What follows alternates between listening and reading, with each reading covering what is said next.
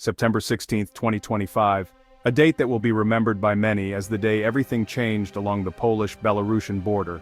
The morning at Tiraspol is colder than usual, the sky heavy with clouds, the air thick with uncertainty. The border crossing, once bustling with life, is now eerily quiet, shrouded in a dense, lingering mist. What was once a vital artery of commerce and connection between East and West is now paralyzed. Vehicles, trucks, cars, buses stretch for miles into Belarus, their engines off, their drivers waiting unmoving as if time itself has stopped. Drivers and families, some of whom have been waiting for hours or even days, sit slumped by their vehicles. Their faces are etched with exhaustion and frustration, their patience wearing thin as hope fades with each passing hour. Children, sensing the tension, ask their parents, "When will we move? When can we go home?" Their innocent questions hang in the air, unanswered, as adults struggle to reassure them in a situation no one can control. This isn't just a traffic jam, it's a new, unsettling reality. People huddle in blankets against the chill, sharing food and stories, trying to make sense of the sudden halt to their lives. Poland has sealed its border with Belarus, citing urgent national security concerns. The once open gates are now locked, guarded by a heavy police presence, the message clear: no one crosses. On either side of the fence, Polish and Belarusian guards patrol in silence, their eyes meeting across a barren no-man's land. The space between them, once a symbol of cooperation, is now a stark divide. For thousands, the closure is more than an inconvenience, it's a brutal, physical barrier. Families, friends, and workers find themselves suddenly cut off, their lives severed overnight by a line that has become a wall. Anxiety spreads as rumors swirl through the crowd. Was there a threat? Is this closure temporary, or will it last for months, even years? No one knows, and the uncertainty only deepens the fear. Small traders, who once crossed daily with fresh produce and goods, watch helplessly as their livelihoods rot before their eyes. Abandoned market stalls stand as silent witnesses to dreams dashed in an instant. Official statements, broadcast over radios and posted on walls, offer little comfort. The language is vague, the promises empty, confusion reigns, and trust in authorities erodes with every hour of silence. The border, once just a line on a map, has become a fortified wall separating not just countries but families, jobs, and futures. Loved ones reach out across the divide, desperate for connection. The frustration here is about more than just delay. It's about being caught in the crossfire of a geopolitical struggle, powerless to change the course of events that have upended their lives. The silence that now hangs over the border is haunting, a stark testament to lives put on indefinite hold, to dreams and plans suspended in limbo. As the new Iron Curtain descends, futures are thrown into doubt. The world watches, uncertain, as history repeats itself, reminding us all how quickly walls can rise and how deeply they can divide. Poland's border closure is a response to escalating threats, not revenge. Recent Russian-made drone incursions from Belarusian territory were the final straw. For Poland, with its history of Eastern aggression, these provocations are existential.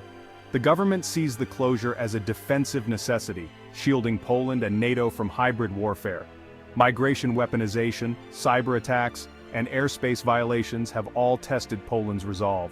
Warsaw insists its quarrel is with the regime, not the Belarusian people. The closure is a non-military answer to military-style threats, a clear message to Minsk and Moscow. Most Poles support the move, seeing inconvenience as a price for security. The reinforced border is both a barrier and a symbol. Poland will defend its sovereignty. The era of unchecked provocations is over. The closure is part of Eastern Shield, Poland's largest defense project since the Cold War. Fortifications, surveillance towers, and anti-drone systems now line the 400-kilometer border. Land is cleared for anti-tank ditches, minefields, and bunkers. NATO allies coordinate closely. AWACS planes circle, fighter jets patrol, and multinational troops deploy. Advanced sensors and drones provide round-the-clock monitoring. The goal, a smart fence that blocks and detects threats. This technological rampart turns Poland from a vulnerable frontline into a NATO stronghold. The message to Russia and Belarus is clear. The border is no longer a weakness. Defending Poland means defending Europe. The new soundtrack of Eastern Poland is construction and jet engines, security actively enforced.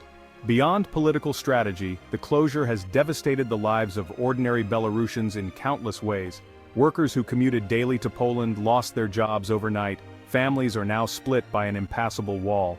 Phone calls and video chats replace visits, but anxiety and uncertainty only continue to grow. Panic buying quickly emptied Belarusian stores. Essentials and medicines are now increasingly scarce. Shopping tourism, once a lifeline for many, is gone. People now face shortages and rising prices. Access to EU medicines has vanished, endangering the sick and vulnerable even further. The closure is more than economic pain. It's a threat to health, well-being, and family bonds. Invisible walls now divide loved ones, keeping them apart. The most vulnerable in society pay the highest price for these decisions. Government decisions have become daily hardships for thousands. For many, simple survival is now a daily struggle. The economic shock is spreading across Belarus. Prices for everyday essentials are soaring. Shelves in supermarkets are stripped bare, and the sense of hope that once filled these aisles is fading fast. Families search for basic goods, only to find empty spaces and rising costs that make even simple meals a challenge.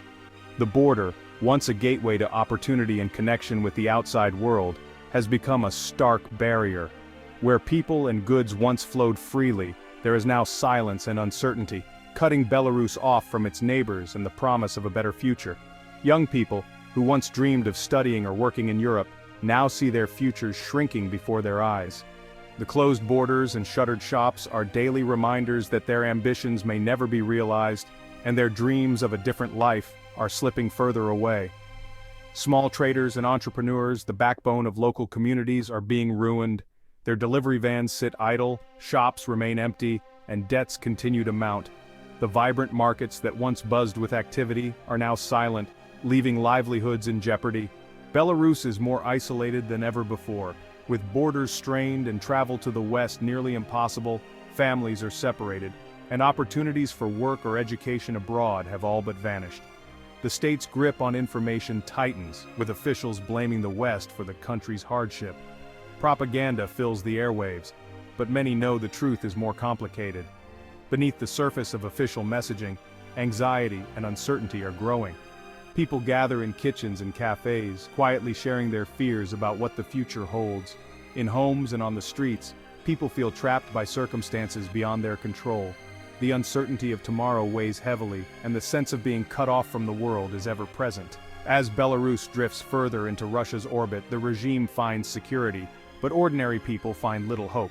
The alliance may bring stability for those in power, but for most it means fewer choices and a future that feels even more uncertain. The closure of the border is not just an economic blow, it's a psychological one. The sense of isolation seeps into daily life, making people feel more alone and disconnected than ever before. A nation once bustling with life is now cut off, its spirit dimming as hope fades. The silence in the streets is a reflection of the uncertainty in people's hearts. The true cost of isolation is measured not just in lost jobs or empty shelves, but in lost dreams and futures put on hold. For many, the pain of separation and uncertainty is the hardest burden to bear. The closure of the border puts immense and growing pressure on Lukashenko's regime, threatening the stability he has long tried to project. For years, the open border with Poland was a crucial escape valve, allowing people and goods to flow, and providing a sense of connection to the West that helped ease internal discontent. This open border not only eased social and economic tensions for ordinary Belarusians, but also fueled a lucrative illicit trade that benefited the country's elites and kept the regime's inner circle satisfied. Now, with the western valve abruptly shut, Belarus finds itself almost entirely dependent on Russia for trade, security, and even basic supplies. The country's options are narrowing by the day.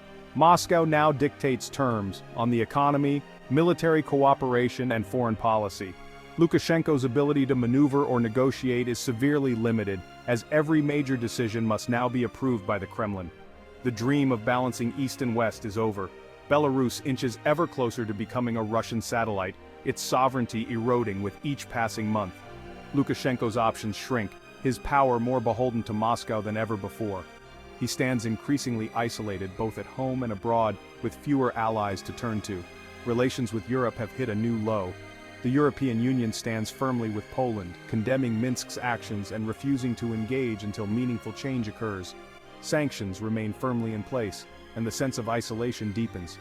Ordinary Belarusians feel the pinch, facing shortages, rising prices, and a growing sense of uncertainty about the future. For Russia, a dependent Belarus is both a strategic gain and a financial burden. Moscow gains influence but must also shoulder the costs of propping up Lukashenko's fragile regime. The closed border limits Russia's leverage with the European Union and increases its own economic costs, as trade routes are disrupted and tensions with the West escalate. NATO's military buildup on the border is a stark reminder of Western unity and resolve, sending a clear message to both Minsk and Moscow.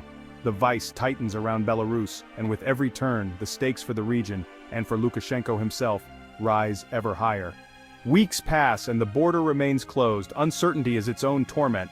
Families are separated, businesses collapse, and anxiety grows. The Polish government offers no timeline, lives are hostage to distant decisions. The psychological toll is immense, hope erodes, resentment simmers. Ordinary people pay the price: traitors, parents, the sick and elderly. Their stories are lost amid headlines of drones and military buildups.